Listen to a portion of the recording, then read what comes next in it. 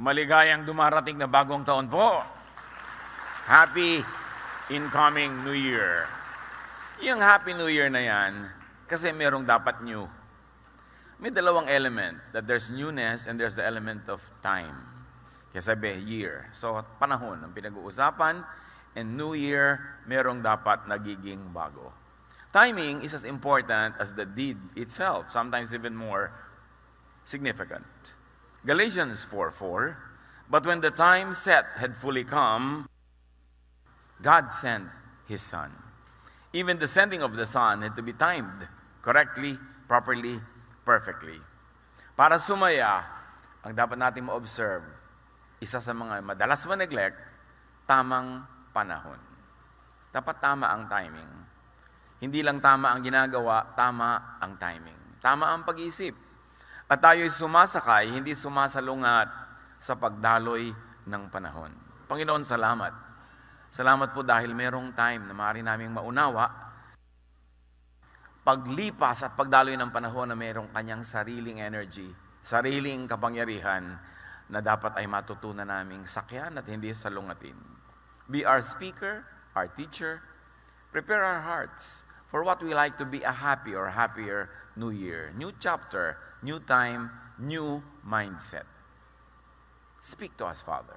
Be our speaker. Lead us unto greater godliness. In the name of Jesus we pray with thanksgiving.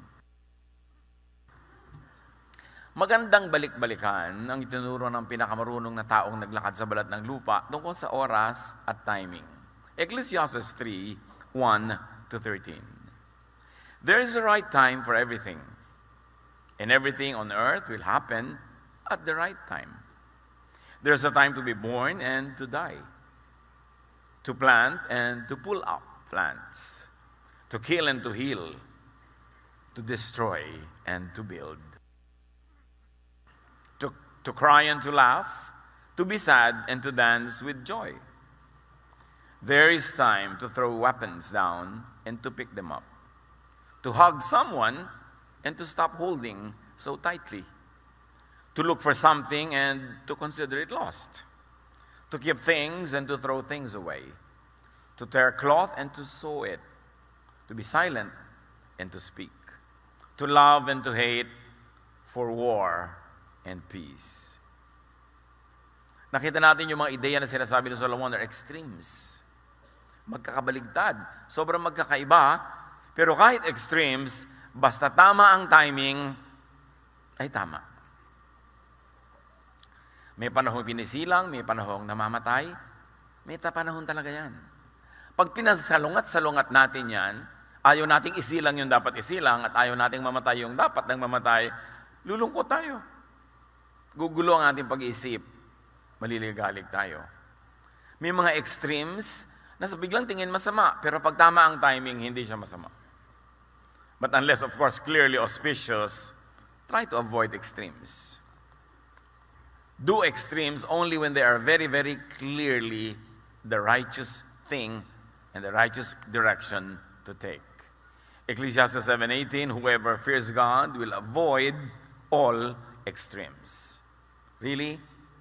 Timing is it. And timing it is. At kung isa-isahin natin yung sinabi ng maraming extremes na yan, ano ang mapapala ng tao sa kanyang pinagpaguran? Sabi sa Ecclesiastes 3. Alam ko na ang itinakda ng Diyos sa tao. Alam ko na ang itinakda ng Diyos sa tao, iniangkop niya ang lahat ng bagay sa tamang kapanahunan. So lahat ng gusto mangyari para sa atin ng Panginoon, may kakambal na tamang oras. Godliness, therefore, is timeliness. I remember a vivid lesson in high school grammar, yung on time at in time. Pag sinabing she came on time, kung anong pinag-usapan na dapat oras, yun ang dating niya. Pero pag sinabi mo she came in time for the refreshments, ibig sabihin, tamang-tama para sa isang bagay, kahit hindi yun ang pinag-usapan. So, yung perfect natin yung timing, kailan on time at kailan tayo in time. Mag-isip, manuri, makiramdam, kung tama sa panahon. Meron kang gustong sabihin sa asawa mo, Tama ba sa panahon? Yes, tama ang gusto mo sabihin, pero tama ba sa panahon? Meron kang gustong simulang negosyo, meron kang gustong tapusin na isang project, meron kang gustong simulan na relasyon, tama ba sa panahon? Paano nalalaman kung tama sa panahon? Dahil Diyos pala ang nagbibigay ng tamang panahon. Therefore, dapat natin nalalaman kung tama. Pag tama ang timing, magaan. Natural, hindi pilit. Pagkapagod na pagod ka to engineer things, to manipulate, to make things happen, hindi yan timing ng Diyos. Pilit mo yan. At kadalasan, pag pinipilit natin, mapakla, mapait ang bunga. Dapat matuto tayong makiramdam because we are spiritual people at lahat ng bagay ay mayroong spiritual dimension. Lahat ng nangyayari sa physical reality ay mayroong kakambal sa spiritual world. Therefore, dapat tugma. Magaan sa kalooban at likas na dumadaloy, hindi pinipilit. Sa pagpapatuloy ng Ecclesiastes 3, ang tao'y binigyan niya ng pagnanasang alamin ng bukas, ngunit hindi binigyan ng pagkaunawa sa ginagawa ng Diyos mula sa pasimula hanggang sa wakas. We have this God-given curiosity to know and to want to know what might be and what could be, pero hindi naman ipinaalam sa atin ng Diyos ang mga sagot.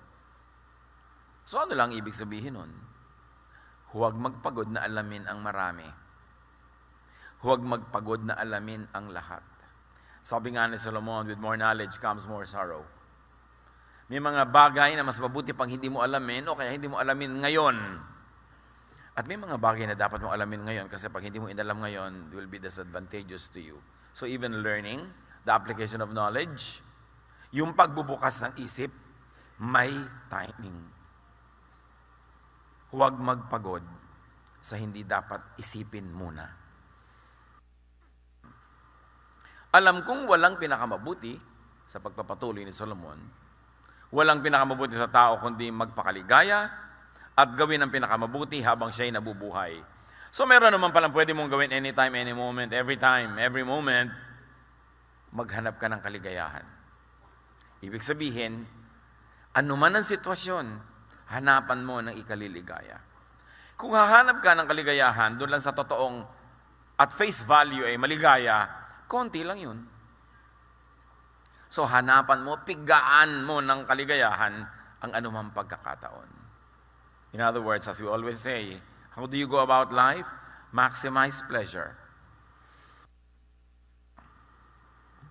Lahat ng pwede mong idagdag na kulay, sa kulay, lahat ng pwede mong idagdag na lasa, o bawasin para merong lasang tumingkad, how do you maximize pleasure? Paano mo dadagdagan ng musika ang ingay? Paano mo dadagdagan ng lambot ang iyong higaan? Paano mo dadagdagan ng saya ang isang okasyon? Yun ang pagsikapan. Sabi ni Solomon, kahit anong oras, magandang ginagawa yun. You always ask, how can I improve the situation? How can I make the situation happier? How can I maximize pleasure? Kaya nakikita nyo, ang unang-unang himala ng Panginoon, Jesus, tubig ginawa niyang alak. Parang may mag-iisip, could there have been a more profound way to enter into His miraculous ministry or ministry of miracles? Bakit ang unang-una niyang himala? Parang wala namang kakwenta-kwenta. Alak. But the Lord was maximizing the pleasure of that event. These hardworking people na ang ligaya lang sa buhay at panandalian at pansamantalang saya ay kung may kasalan, may libreng masarap na pagkain, may libreng naiinom na magandang alak kasabay ng kanilang pagkain, naubos agad. At nakikita natin agad doon na sa Panginoon walang maliit na bagay. Sa mga religious people, merong maliit, merong malaki. Pero sa Kanya, kung malaki sa iyo ang bagay na yan, di mamalakihin ko kasi malaki sa iyo eh. Importante sa iyo, di magiging importante rin sa akin. And that miracle tells us that the Lord would like us to maximize pleasure. Kasi kung nag-uwi na agad dahil wala ng alak, wala ng handa, edi balik na naman sila sa kanilang napakahirap na buhay at pagsisikap na lang na walang katapusan hanggang magkaroon uli ng susunod na kasalan. So maximize pleasure. That is always good to do. Sa pamilya nyo, how can you maximize pleasure? When you have an event, when you have a gathering, and even at work, how can you maximize pleasure? Yung mga iba, yung Monday na naman, pasukan na naman, ayaw pumasok kasi parang impyerno ang trabaho. But how can you make the workplace more pleasant? How can you maximize your happiness while at work? Kasi kung nagtatrabaho ka ng 8 hours a day, ipagpalagay ng 8 hours a day, edi that's 1/3 of your life every day. So dapat kahit sa pagtatrabaho may kaligayahan ka. Hindi lang 5 o'clock na uwi na, pagsisimula akong lumigaya. Kasi merong nasayang na panahon. So you maximize pleasure and you minimize pain. Nag-aaway kayo mag-asawa, how will you minimize the pain? Pwede. Merong may sakit na kamag-anak o mahal sa buhay, how will you minimize pain? Merong kabiguan, merong hindi pumasa sa board, merong paulit-ulit na nabibigo. How will you minimize pain? Because pain is always around. And the wise people of God will master the art of minimizing the pain. So we maximize the pleasure, we minimize the pain, and all the time, we do the most good. Pag meron tayong 3 matatandaan na dapat gawin sa buhay, I suggest yung 3 yan. Yan lang ang sinasabi ng scriptures. From cover to cover. Lalong-lalo na specialize siya ni Jesus. That you maximize pleasure, minimize pain, do the most good, every week, every day, every hour, because every day, every week, every hour that passes is wasted if you're not able to maximize life. So how do you say, Happy New Year? Greet tayo ng ganyan, Happy New Year. It's as good as asking, how can I maximize your pleasure? How can I help minimize your pain? Pwede ba kitang ipagamot kung wala kang panggamot? Pwede ba kitang regaluhan ng isang napakagandang higaan na bagay sa iyo na hindi ka na makabangon? Pwede bang batang-bata ka pa, regaluhan na kita ng hospital bed? Ay, wag naman po, dahil wala akong sakit. Kailangan bang may sakit ka para humiga ka na tumataas yung ulo mo, tumataas yung paa mo? Can you not have that pleasure early on? How can you maximize pleasure? How do you do the most good? O may binigyan ka, tinutulungan mo lagi, kamag-anak mo, pero may kasabay na bunganga. So, na-maximize yung pain, na-minimize yung pleasure, and you minimize doing good by depreciating the value of what you did by saying all kinds of hurting words. Pero baliktad tayo kuminsan eh. We are very good at minimizing pleasure. Yung mga sadista, merong isang pamilya, yung tatay nila, napakasadista. Kaya nagpipilit mag-picnic yung mga bata. So isinakay, piknikan, pagdaan nila doon sa magandang view, o tingnan nyo na, tas uwi na sa bahay, kinain yung food. Maximize pain, minimize pleasure, and do the least good. Sayang. And that is real. That's a totoong eksena yan sa buhay. And that is many variants in our daily lives. How do we maximize pain? May sakit na yung kamag-anak mo, uusigin mo pa, ayan, marami ka kasing kasalanan. What are you doing? You are maximizing the pain. Binigyan mo nga ng prutas, pero sinermonan mo nga takot-takot. You are minimizing the pleasure. Kailangan magising tayo sa mga kasinungalingan na ito ng buhay na actually reality ng marami kasi hindi lang nag-iisip.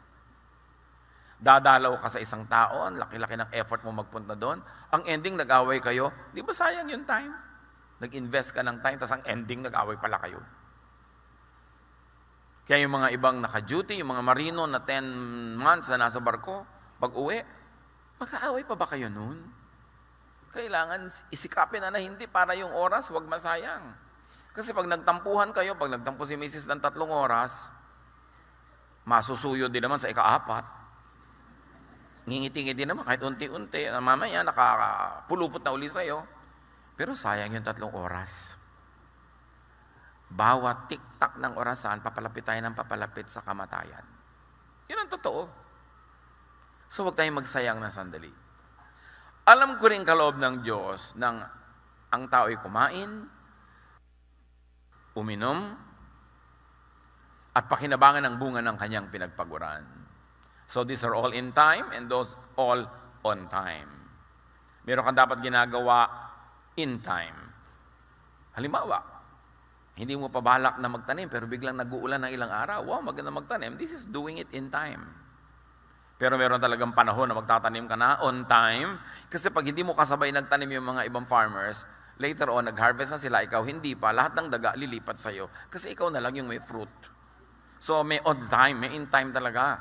Marunong ka makiramdam na iniiba mo yung nakaset mong schedule na in time, na on time, kasi merong dapat gawin in time. Okay, parang on time na, napagalitan mo ang iyong anak dahil hindi siya pumapasa sa maraming bagay, pero biglang ang okasyon ay iba ang takbo. Parang panahon nito para tayo magsaya, so you do it now in time. Kung ano ang hinihingi ng okasyon, whatever will yield the best results for you, marunong ka dapat mag-adjust. Hindi ka slave dapat ng orasan, marunong ka dapat sumakay sa sinasabi ng panahon. Ecclesiastes 3:14-15, alam kong namamalagi ang lahat ng ginawa ng Diyos. Wala nang kailangang idagdag at wala ring dapat bawasin. Gayon ang ginawa ng Diyos upang ang tao ay magkaroon ng takot sa Kanya. So kahit ano palang pagsisikap natin, wala naman tayong maidadagdag at maibabawas. That is in the general scheme of things. But we can of course influence the specifics that are very close to our daily existence. So flow na lang. Do not over-manipulate time and life. Merong normal na takbo yan. Makidaloy sa agos. Kung time na malungkot ang mood, at dapat talagang maging malungkot, may gain din yan. Meron din yan na benefit. Huwag mong pilitin na ibahin kung yun ang dinadala ng panahon. Lahat ng nangyayari ngayon ay nangyari na noong una, gayon din ang magaganap pa. Paulit-ulit lamang ang mga pangyayari. Kahit climate change. Ang laki-laking issue yung mga tao ngayon yung climate change. Totoo, meron tayong pwedeng gawin to mitigate the negative effects. Meron tayong pwedeng gawin para ma-maximize yung pleasure, ma-minimize yung pain, and to do the most good about it. Pero kung may climate change, edi may climate change. Sabi ng Ecclesiastes, ang nangyari ngayon, nangyari na noon at mangyayari pa uli. Paulit-ulit lang. Except that we were not here when the major other climate change happened. Except na hindi ganito karami ang tao noon, o baka ang dami din nag-climate change na bawasan. Ang mahalaga mga kapatid, adjust. Lagi nang po problema yung mga iba about this climate change at nawawala yung kaligayahan nila, puro fear ang nangyayari. Adjust. Sabi, Pastor, bakit po ngayon December umuulan? Eh di umulan, magpayong ka. Ano po pinaproblema? Mapipigil mo ba yan? Paano po yan? Yung summer, hindi na summer. Eh di ilipat natin yung summer. Kung tag-ulan na ngayon pag summer, di dapat ilipat natin yung mga kalendaryo natin. Kung kailan hindi tag-ulan, doon ka mag-schedule ng kasal. Doon ka mag-schedule ng mga gathering, adjust lang tayo. Why problematize it? Solomon said, what has been will be, is coming and is going on, and it will keep going on. Because there's nothing you can add or subtract from creation. Hindi end of the world dahil lang lumipat ang ulan. Hindi end of the world dahil lang uminit o lumamig. Kailangan lang tayong marunong mag-adjust. At yung ginagawa natin na abusive ways, bawasan o tanggalin para makatulong tayo na mabawasan yung hirap to minimize the pain.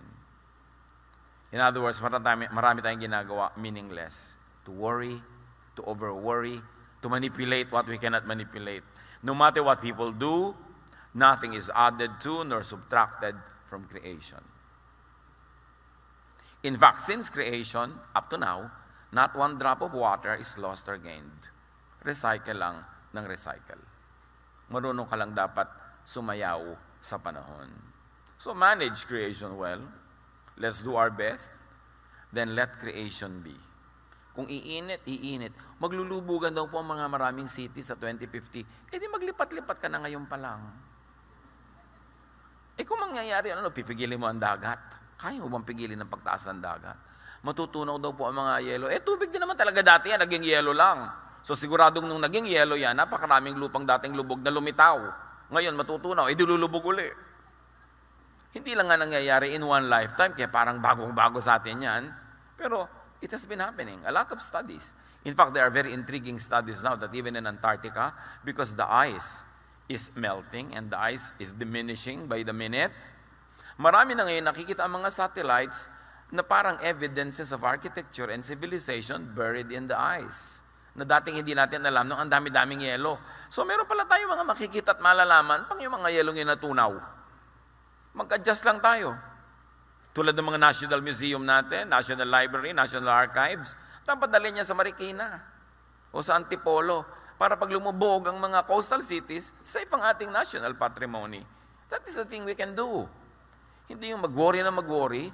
Marami pa namang highland, marami pang matataas na lugar. Agahan na ang pag-a-adjust kung kailangan.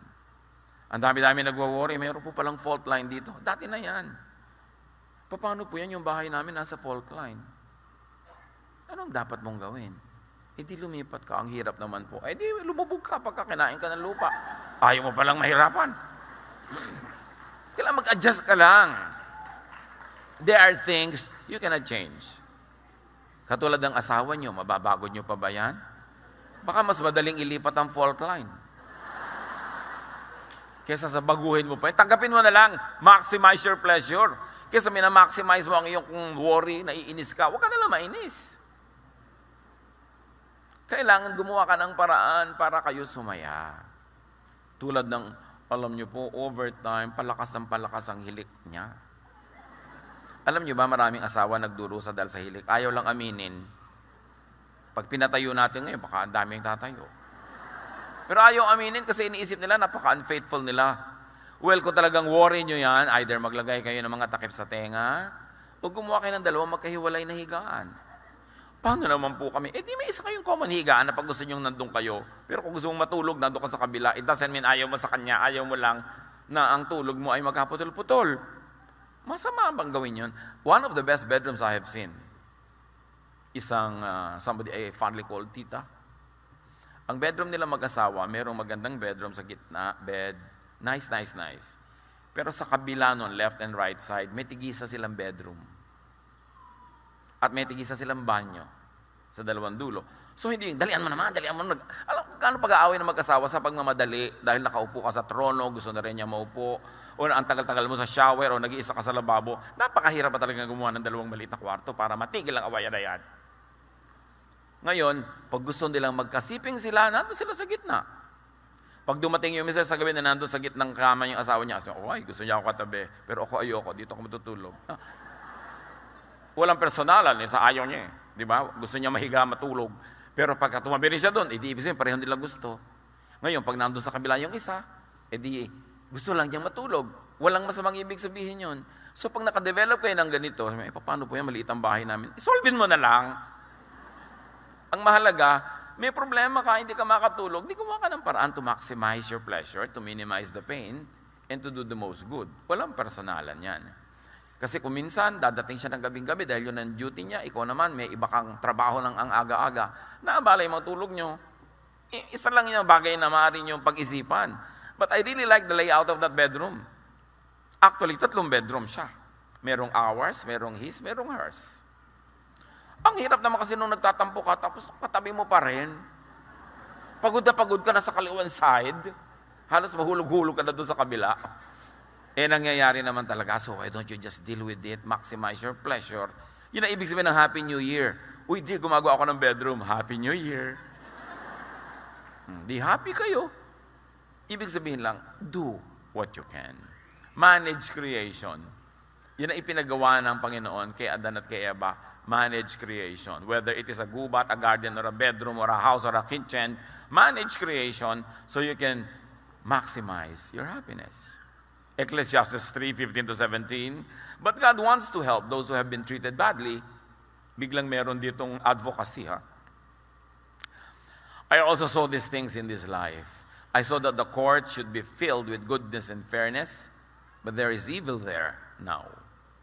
So I said to myself, God has planned a time for everything, and God has planned a time to judge everything people do.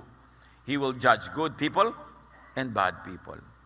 Anong kinalaman nito sa timing na pinag-uusapan natin? Mga kapatid, laging may justice. Kuminsan lang, hindi sa time natin. It is always on time or in time. Because creation, nature, runs in perfect balance. So merong katarungan.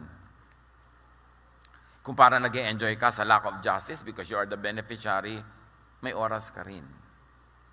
At kung ikaw naman yung parang naaapi because of lack of justice, may oras ka rin ng vindication from the Lord. Wait upon the Lord. Because even the administration of justice has its own time. Ang tao, up to a point, can manipulate. They can withhold justice or they can speed it up, but only up to a point. Because in the general scheme of things, it is the timing of the Lord that will take effect. Take comfort in the fact that God knows your predicament, that God is at work. See God at work. See that the many other ways that God works.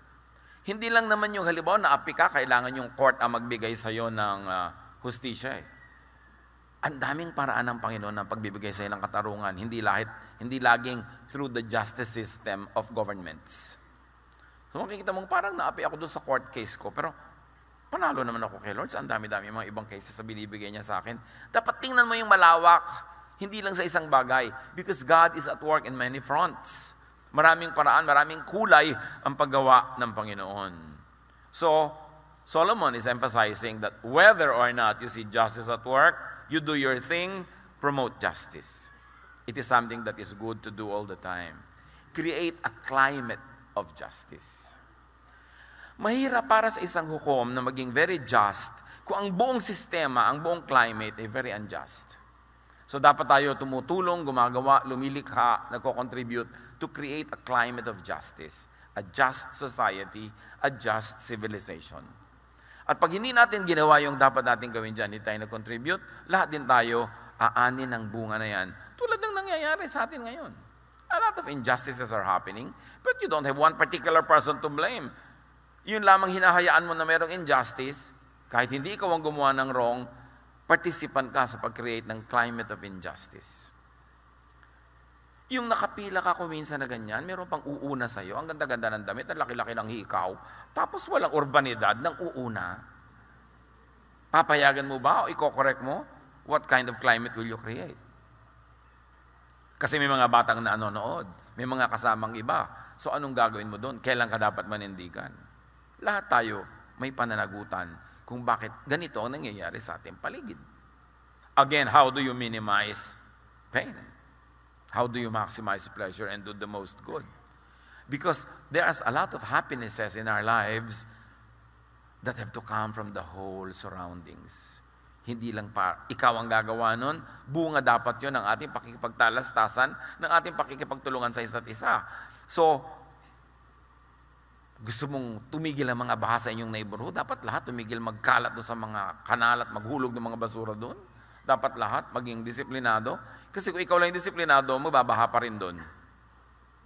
Meron tayong corporate responsibility, communal responsibility. At sa pamilya, how do you create a climate of happiness?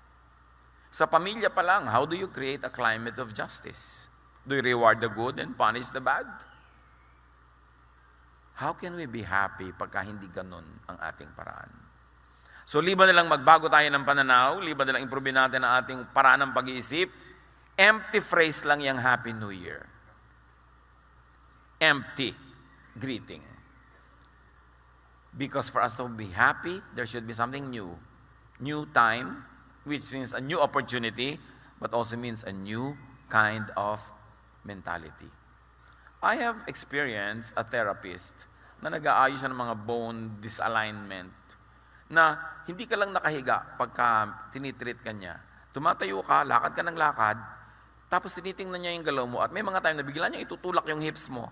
Sa gitna ng paglalakad mo, may timing ang kanyang treatment ng bone.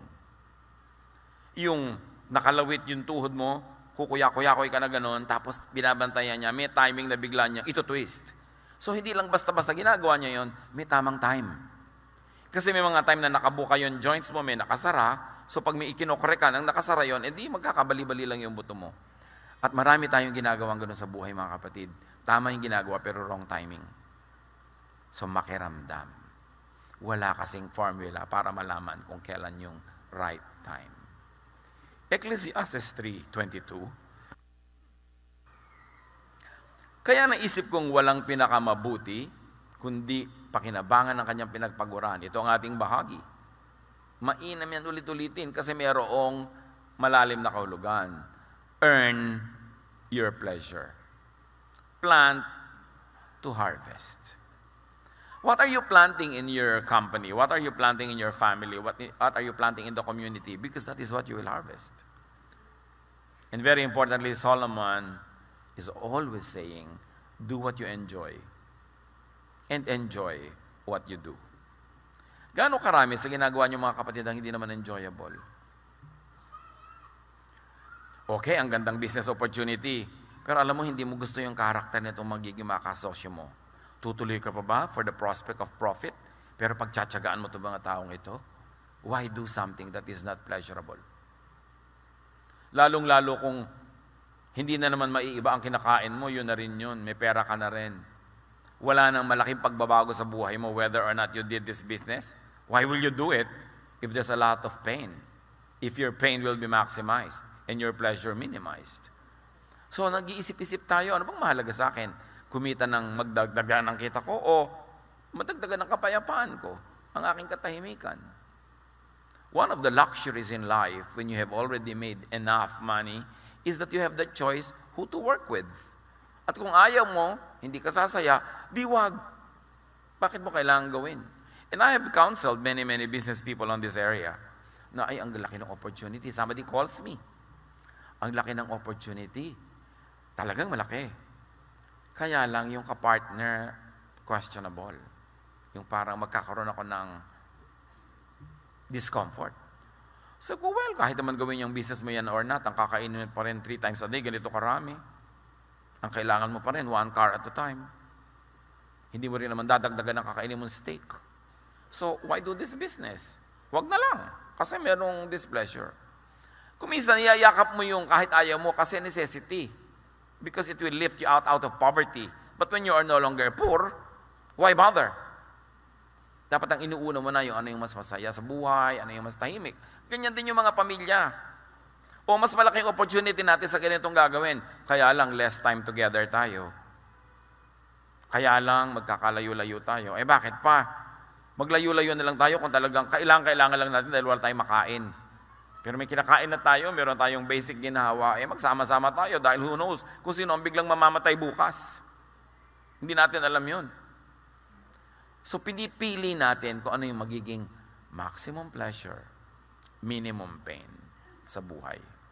Hindi yung maximum kita, minimum kita, yung pleasure, yung pain, your happiness, and the doing good.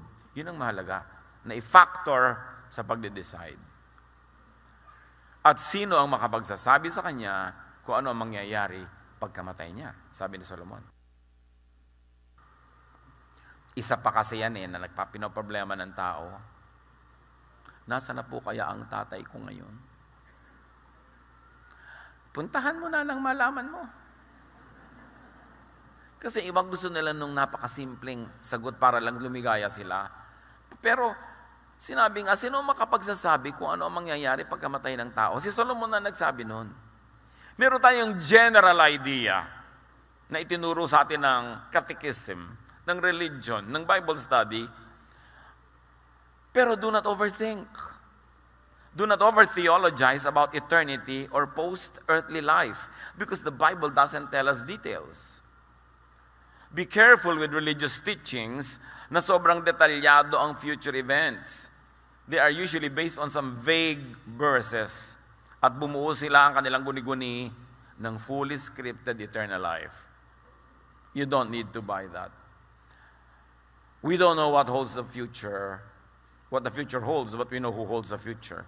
And we know that the future is in God's hands. Hindi natin kailangang malaman bawat detalye kung ano mangyayari. Ano po kaya, Pastor, ang kulay ng pakpak ko? Uy, tanong mo muna, magkakapakpak ka ba? Kailangan mo talagang lumipad sa eternity. Ano po kaya? Paano yung mga kaaway ko noon? Katulad ng tanong kay Jesus, paano yung 7 ang naging asawa sa lupa? Sinong asawa sa langit? Sabi ni Jesus, para mga anghel na sa kabila, wala nang ganyan-ganyanan. Jesus was saying, look, God will take care of this. You don't have to worry about these things. Pero yung iba talaga, lagi natatakot mamatay, natatakot na ganito. Paano po yung stepmother ko? Kasama ko rin sa langit. Yung nakaaway ko, kasama ko rin ba yan? Isa yan na nagtatanggal ng happiness natin eh. Nababawasan yung excitement to be with the Lord in an eternal spiritual context. Because we over-worry. Tapos parang gusto mo talaga may mga magpunta sa impyerno. Ibig niyo po sabihin yung mga kapitbahay ko, hindi rin sila pupunta sa impyerno dahil na born again din. So gusto mo ikaw lang. Yung mga bagay na hindi dapat pinag-iisipan. Kasi kahit anong pag-iisip ang gawin mo, sayang lang, hindi mo rin masosolve. Ecclesiastes 4:4, nakita ko rin ang tao ay nagpapagod upang mahigitan ang kanyang kapwa. Ngunit ito man ay walang kabuluhan, tulad lang ng paghahabol sa hangin. How much do you do? Do you do because you're only trying to compete with someone? May nagsabi, bakit po may mga pamilyang ang yayaman na nila? Pagkayaman-yaman na, wala pang tigil ng pagpapayaman. Sabi ko, alam mo, may mga pamilya na may mga sibling rivalry. So yung magkakapatid na yan, kahit bilyones, trilyones ang pera, may personal silang paligsahan, kaya ayaw nilang tumigil. Hindi lang dahil gustong-gusto nilang kumita, kasi may mga kalaban sila. Meron silang audience, meron silang pinaghihigantihan na dating umapis sa kanila, ng small sa kanila noong araw. So gusto lang ngayon madaig. Pero sabi ni Solomon, sayang ang pagod kung ginagawa mo lang yan para daigin ang kapwa. Useless. What is useless and waste of time? Competitive hard work. Competitive acquisition. Just to outdo your neighbor. Yung pagod na pagod ka ng paliitin ng bewang mo dahil lang mas maliit ang bewang ng kapitbahay mo. Diba? May ganun eh. Gustong-gusto mo na yung anak mo, napakataas ng grade, hindi para siya matuto, kundi para madaig niya yung kapitbahay niyo, para mas proud ka dun sa nanay niya kaysa madaig mo sila. Gaano karami sa ginagawa natin mga kapatid dahil lang may kakompetensya tayo? And most of the time, our competitor doesn't even know we exist. Sa kanya lang tayo fixated, hindi naman siya fixated sa atin. Sayang ang panahon. Merong positive na pagsisikap. Iba naman yung hard work to create or to recreate. You want to outdo your previous performance. You want to do it better, then that is good. Pero kung ginagawa mo lang para kami madaig na iba, it is useless because there will always be a greater and a lesser person than you, no matter what you do. Colossians 3:23, whatever you do, work at it with all your heart as working for the Lord, not for human masters. That is when you are not being competitive with other people. But you only really want to excel, you want to do what is good. Iba yung having much in order to give away. Meron naman payaman ng payaman para marami siya ipamigay. Merong, bakit pagod ka pa ng pagod? Meron ka na, mga kapatid ko kasi, mahihirap kailangan tulungan ko. Well, that is a good thing to do. Hindi to compete, but to be able to be a good and a better giver. Ephesians 4:28, ang magnanakaw ay huwag nang magnakaw. Sa halip, maghanap siya ng marangal na ikabubuhay para makatulong sa mga nangangailangan. Yun, worthwhile yun. To do more, to achieve more, to get more, so you could be more helpful. So alin dun ang mga motivation natin? Kumisan magtataka ka, pupunta ka sa mga probinsya, ang lalayong mga bukid, biglang ang lalaki ng bahay. Makita mo may gumagawa doon. Gaano kalaki doon ang competition na magkakapit-bahay? Anak, yung kapit-bahay natin, nagpapagawa na ng bahay. Daki-lakihan mong padala mo. At magpapagawa na rin tayo. Di ba? Gaano karaming hiling ng mga nanay yan sa mga OFW nila, anak? Palakihan ng bahay. Korteng vapor ang bahay mo, ha? Nakakita na kayo ng mga ganun mo, korteng vapor. Yung iba, korteng aeroplano naman nagagawin nila mga bahay. Yung isa naman, bungalow, ang laki ng hagdan kahit walang pupuntahan. Competition. And usually sa probinsya mo makikita to. Kailangan nyo ba talaga ng ganong kalaking bahay? Meron pa ako nakausap, ba't nalaki ng bahay nyo? Alam nyo po, kasi dati minamaliit kami ng neighbor namin eh. Asa naghihiganti lang kayo? Sa pagkalaki-laking bahay nyo, nagkautang-utang kayo, naghihiganti lang pala kayo.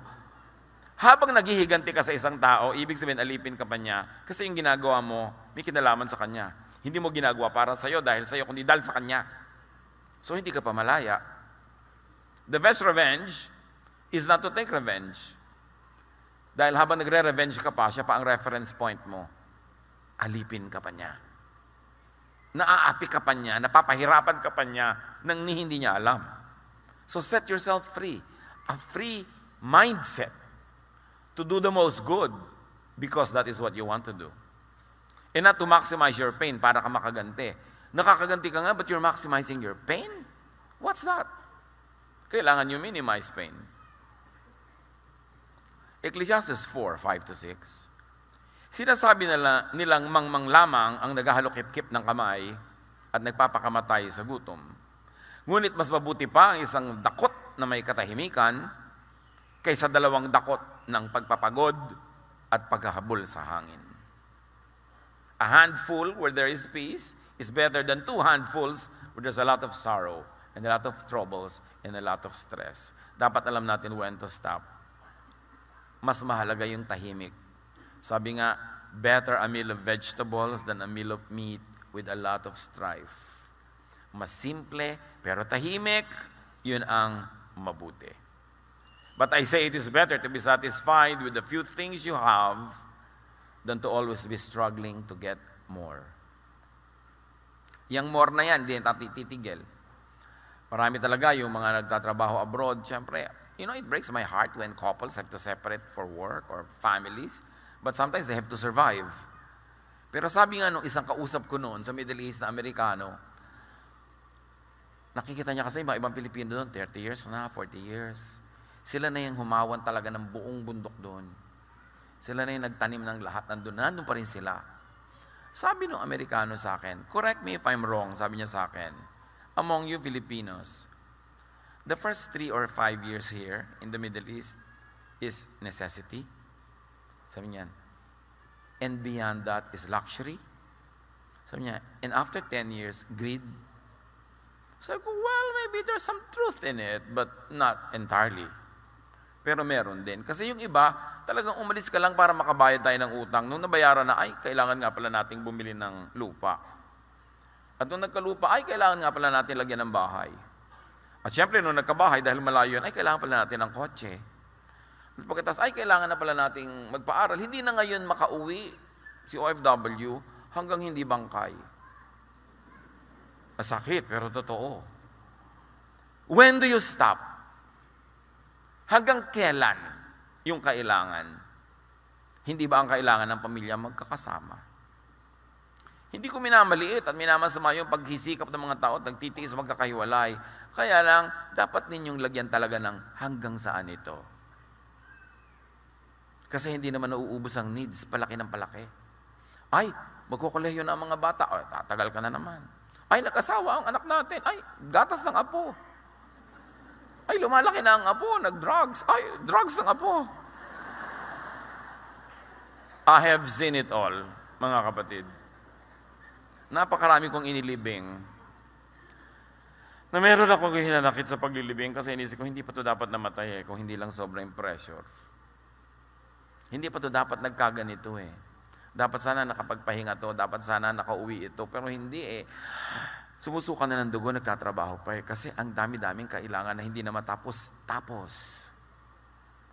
So, hanggang kailan yan? How do you maximize pleasure?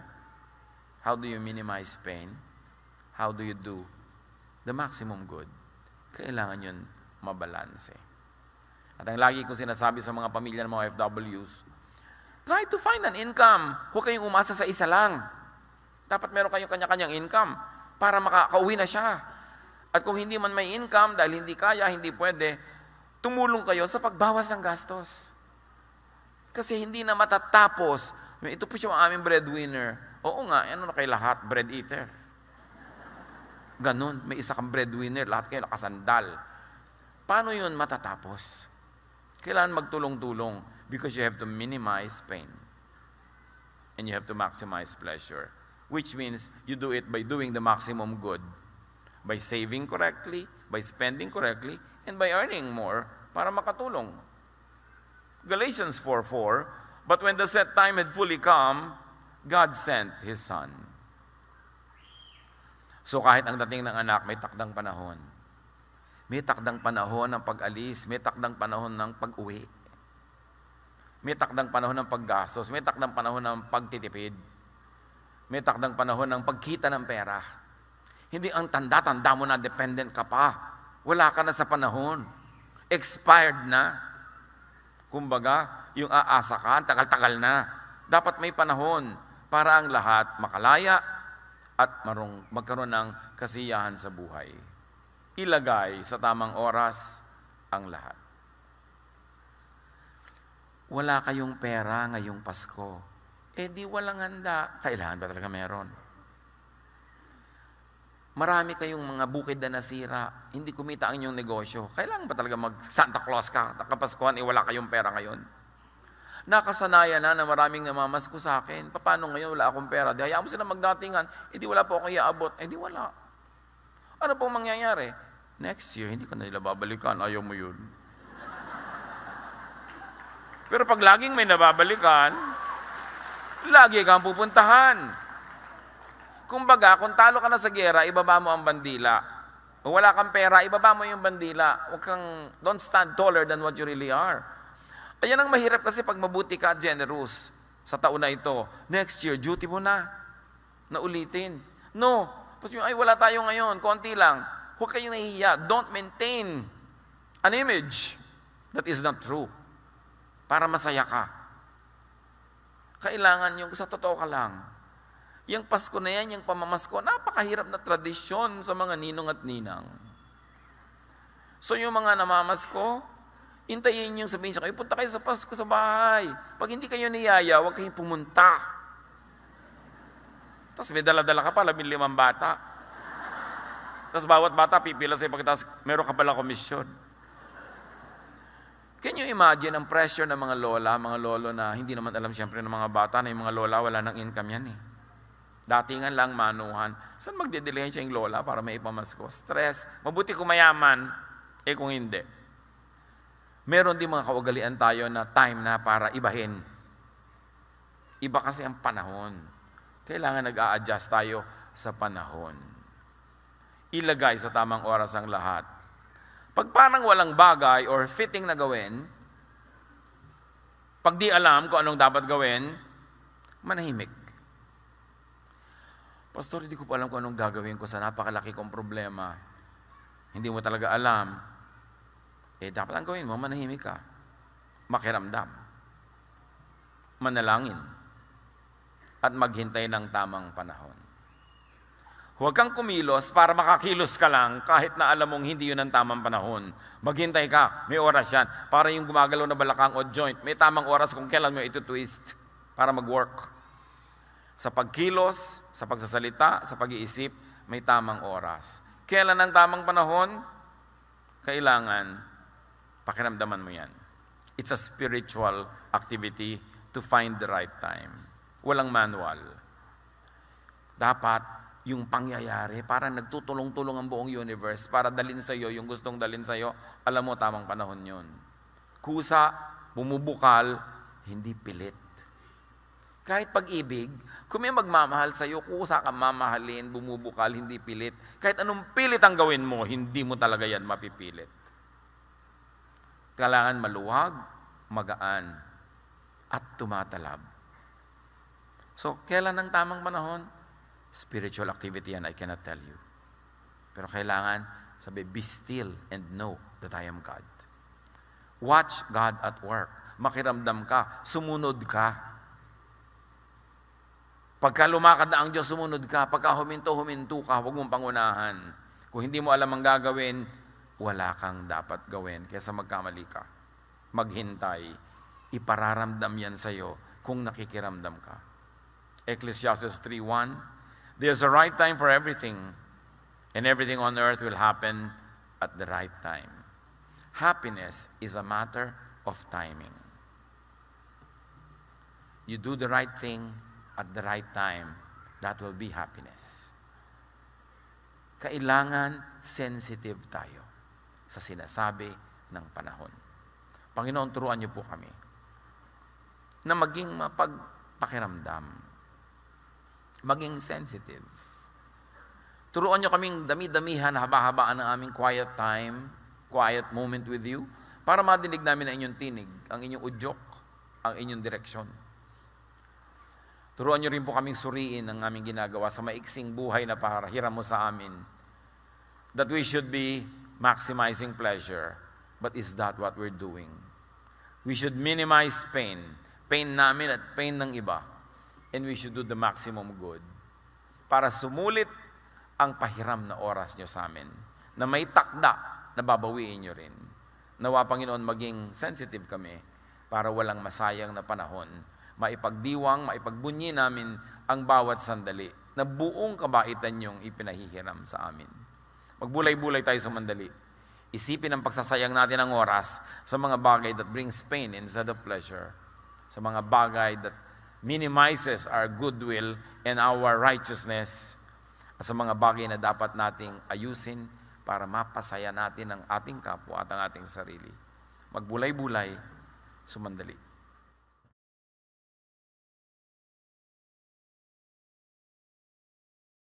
Love to you, mga pamangkin. Dito tayo mag-aral ng salita ng Diyos. Dito tayo mag-aral ng mga praktikal na bagay, magdalanginan para sa isa't isa, makinig ng mga mensahe, at dito tayo magsasama-sama spiritually sa ating official Ed Lapiz YouTube channel na ang address ay Sabi ni Kuya Ed. Remember, dito tayo ha? Sabi ni Kuya Ed, ang ating official YouTube channel.